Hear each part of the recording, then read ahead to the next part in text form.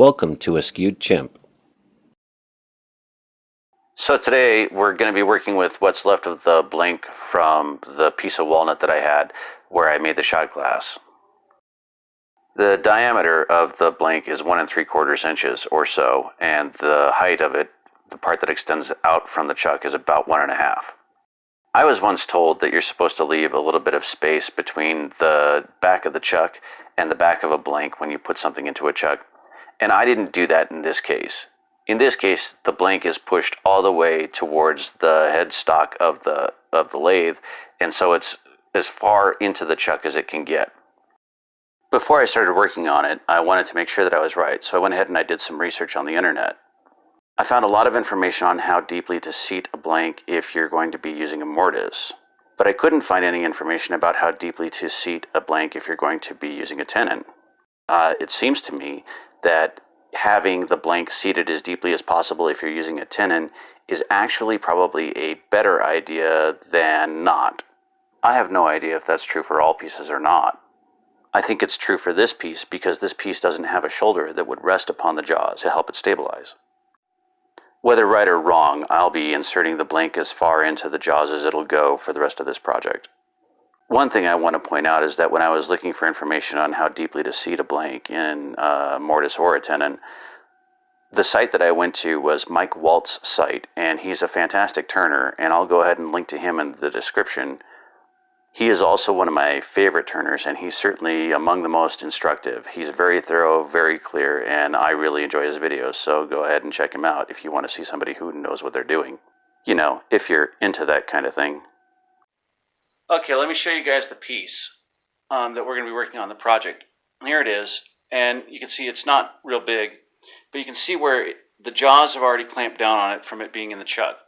Total, it's almost 2 inches from beginning to end. Now, because of that, here's what I want to do. I actually don't want to use a parting tool at the end of this project.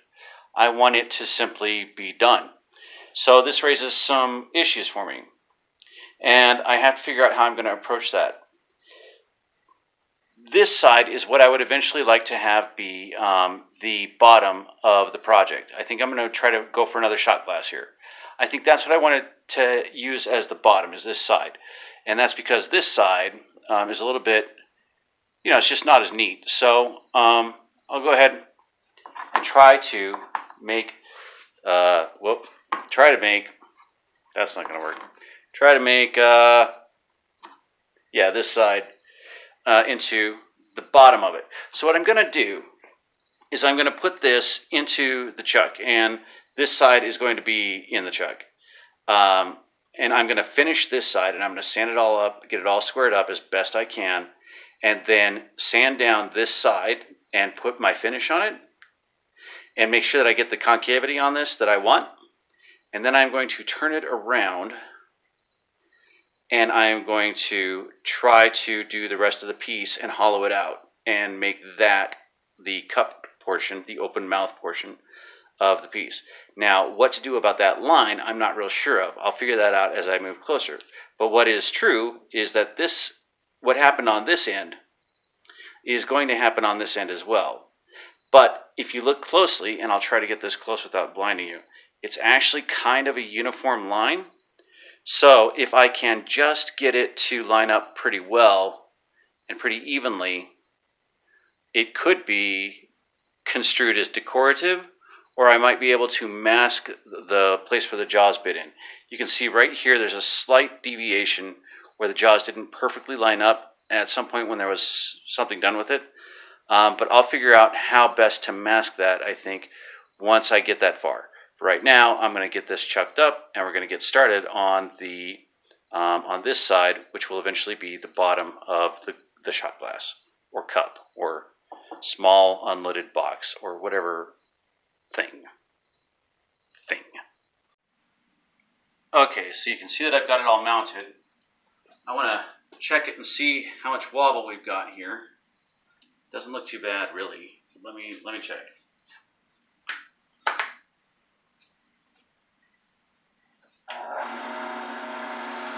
It's not terrible.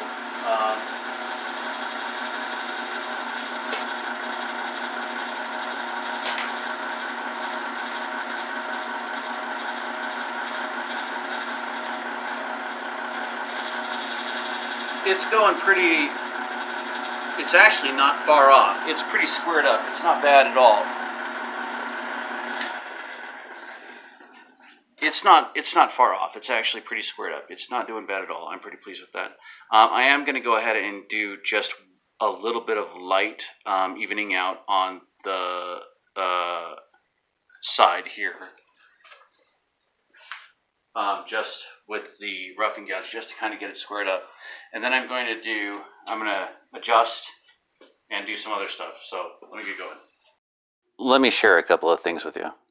This part of the video is running at 3 times normal speed. So with that in mind, I'm obviously going very slowly here with the roughing gouge. I'm certainly taking my time and only moving little bits at a time. I'm being overly cautious because I don't have a whole lot of room for mistakes, and also just because I'm not comfortable with the tools yet. I probably really need to work on that. Another thing that I ran into is that the roughing gouge keeps getting pushed back towards me as though I'm doing the initial roughing on it. I mean, it's really coming back towards me a lot more than I would have expected, considering that this thing's almost round and pretty well centered. I mean, not completely centered, but it's pretty well centered. But it's pushing the roughing gouge back towards me with a force that is surprising to me. Now, I am running at a really low RPM here, like around 360 RPM, and I'm wondering how much of an impact that's going to have on the way that the gouge works. But I set it to 360 RPM because it's a manual belt adjustment, and this is the speed that I want to sand at. Essentially, I just didn't want to have to change the belt again. I do wonder if that's impacting the way the tool is working and the way it feels, though. Okay, I'm not sure how that is going to work, but I got it squared up pretty good. One thing I noticed is that the jaws of the chuck, these things go up and down. I don't know if you can see that from the pencil, but this is square. This is not sliding at all. Perfectly smooth. But that has some wobble to it, and I'm not sure why. I need to examine that. Let me do some adjustments, and I'll be back. I'm hoping and I'm praying here that all I'm doing here is to smooth out this edge just a bit. I'll play this at 10 times speed so that you guys don't get bored. Even though it's going pretty quickly, I think you guys can see that I'm not getting good cuts on this. I'm not getting a solid straight line, and I'm not getting a smooth cut in the wood by any stretch of the imagination. I should probably work on that, but I'm pretty busy these days just trying to make videos and make sure that I get them out on time. Since I didn't have a whole lot of room for error on this project, I just decided to stop pressing my luck here and move on to sanding it. I really would have preferred it if the foot had been a little bit more pronounced. This is barely indented, maybe 1, maybe 2 millimeters, but probably less than 1. In terms of the depth of the concavity, it's not very deep. Having a more even slope towards the end of the concavity would have been nice too, an even slope towards the center of the piece. But it is indented and it's going to sit flat either way, so I guess it worked. Okay, so I have sanded up from 60 to 120 to 220 to 500 to 1000 to 1200.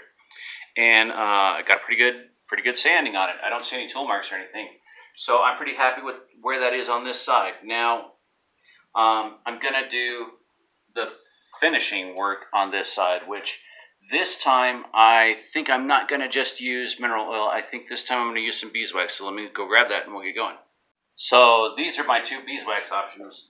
I think it's just, I've been informed that it's natural variation that determines the colors of beeswax, especially if it's all natural beeswax. So I have a dark one and I have a light one. I think I'm going to use the dark one since it's a dark wood. So I don't know if it would even make a difference.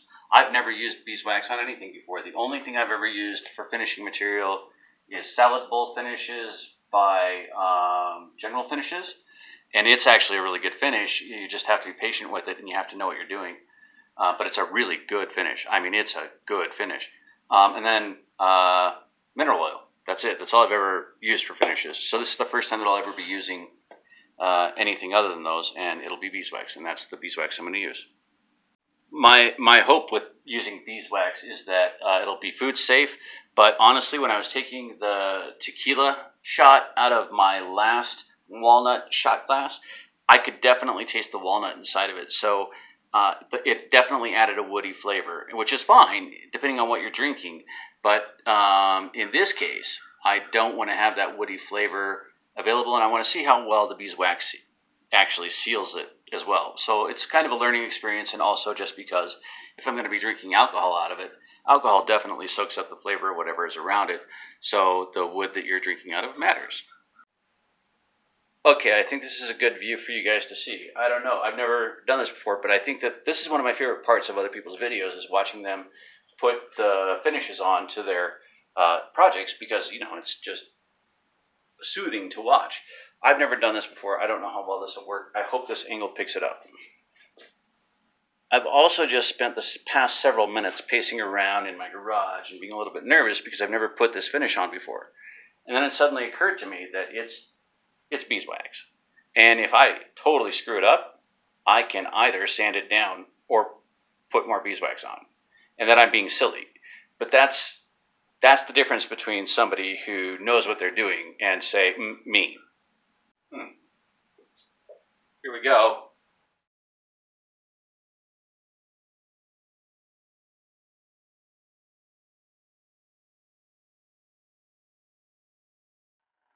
Okay, so that's on there. I don't know. Maybe you guys can tell me if that looks right or not. I'm gonna try to burn it in.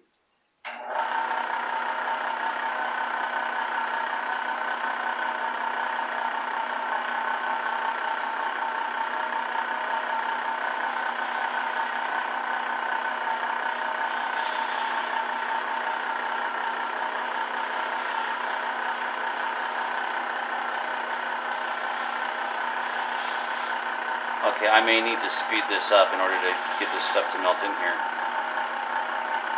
There we go. That's warming it up. Got to keep going a little bit on this stuff. Takes a little bit, apparently. I'm trying not to push too hard, but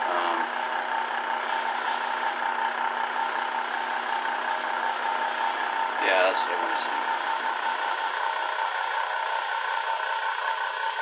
And I may have gotten a bit too much on it, is what I'm discovering here.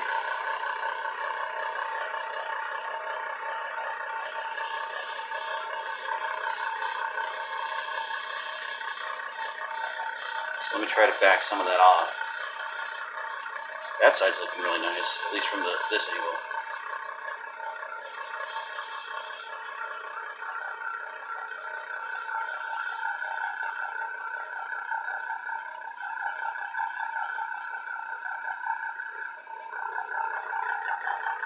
It's not like a picture perfect polish.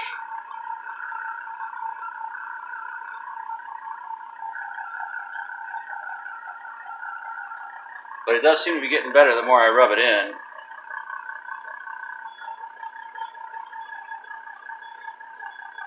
Let me evaluate that. Let me look at that. Well, I'll tell you, it feels pretty nice. Let me look at it from this angle over here. I'd like to get some light on it. What's that? Okay, I'd like to get some light on it.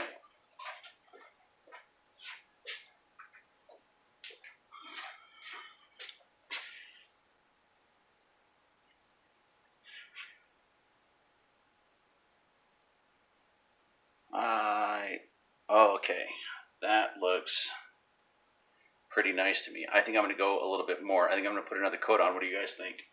I continued to work with the beeswax here for quite a while, and I'll spare you guys that. I increased the RPM from 360 RPM up to 1020 RPM. I also learned, at least towards the end of this, that if I just kind of set the towel on the project and let it kind of melt the wax in, that it worked pretty well. That might have been because I already had a bunch of wax built up on it, though. I'm not exactly positive. I do know that at the end of playing around with the beeswax, it seemed like the lighter my touch was, the more clarity there was in the finish. It also seemed to me that up to a certain point, you could put quite a lot of wax on it, and it seemed to continually improve the finish. So I kept working with it, and I feel like I got a really good finish on it. And then I noticed this. And as I give it a little turn here, it's pretty easy to see that most of it looks really pretty fantastic. And then right about here, you can see this line. At first, I thought it was maybe where the jaws had clamped down on it previously, but I checked and that's not what caused this line. This was a tool mark. If it's not a tool mark, then it was something that happened during the sanding process. Like maybe I had one small grain from one of the pieces of sandpaper that stayed in the wood, and as I sanded up, it could have gotten crammed in there and caused a scratch or something. I don't know. The thing is that because I didn't have a whole lot of room for error on this project, as is typical for all of my projects apparently, I had been really careful, and I thought I had been very thorough. But once I got the finish on, I found this scratch. Ultimately, I'm going to have to keep working on this project, and I'm going to have to go back and sand that tool mark out and start over. But for this week, that's about all I have time for. I will say I'm totally thrilled with the way this finish looks. I'm just not thrilled with the idea that I actually got the finish to look really fantastic and then found a blemish in because of a sanding mark or a tool mark. Whichever. I hope you guys will come back and check me out next week and see if I've made any better progress than I have at this point. In the meantime, thanks for being here, and I hope you're safe and I hope you're well.